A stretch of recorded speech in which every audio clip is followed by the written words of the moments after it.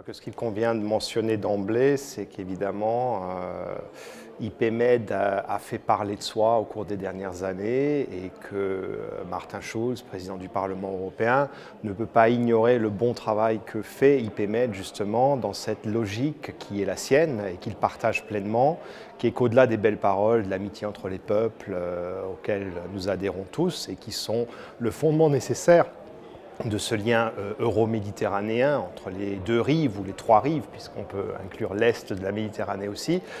Au-delà des belles paroles, il faut des actes, il faut des actions concrètes. Et ces actions concrètes, les révolutions arabes l'ont bien montré. La liberté est une chose, mais la liberté ne fonctionne que s'il y a prospérité partagée également. Donc ce complément utile à la démocratie et aux libertés individuelles, qui est le bien-être, qui est l'activité économique saine de part et d'autre de la Méditerranée. Et je crois qu'IPMED, justement, en tant qu'organisation non gouvernementale, apolitique, s'insère très bien dans cette dynamique-là. Et comme l'a montré l'atelier qu'a organisé IPMED à Paris avec Martin Schulz et Arnaud Montebourg en conclusion le 6 décembre dernier, je crois, cet atelier a bien montré la vitalité, le dynamisme et l'intérêt que ce genre d'action suscite de part et d'autre de la Méditerranée. Les chefs d'entreprise étaient là. Il y a une volonté sur le terrain, parce que les peuples sur le terrain ont toujours fait fi des frontières. On le voit dans tout processus de coopération transfrontalière, et la Méditerranée, au final, n'est qu'une frontière parmi d'autres. Ce n'est pas un océan qui sépare deux continents, c'est une ligne marine, mais c'est une ligne.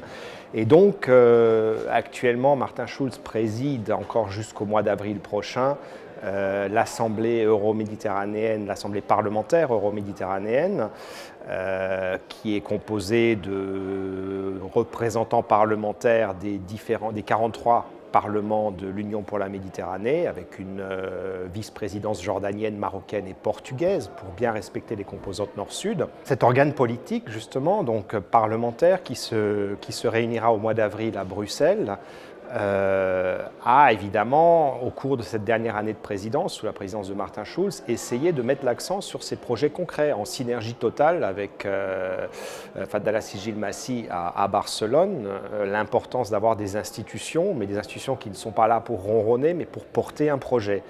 Et l'Assemblée se compose de commissions permanentes, à la fois la commission politique, la commission de l'environnement, la commission de l'économie, la commission de la culture, la commission de la femme, qui chacune essaye justement sous l'impulsion du président Schulz de s'atteler à une tâche concrète, un projet concret.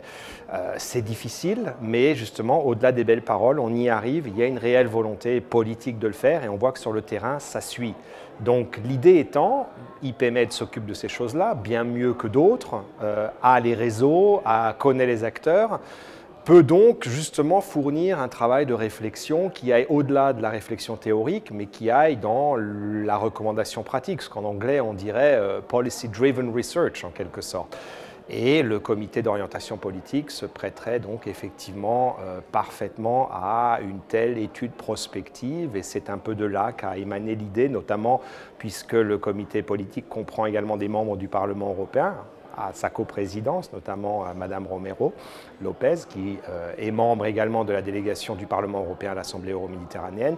Et c'est un peu là qu'est venue l'idée de finalement utiliser ces talents qui existent, qui sont là, pour contribuer à la réflexion parlementaire.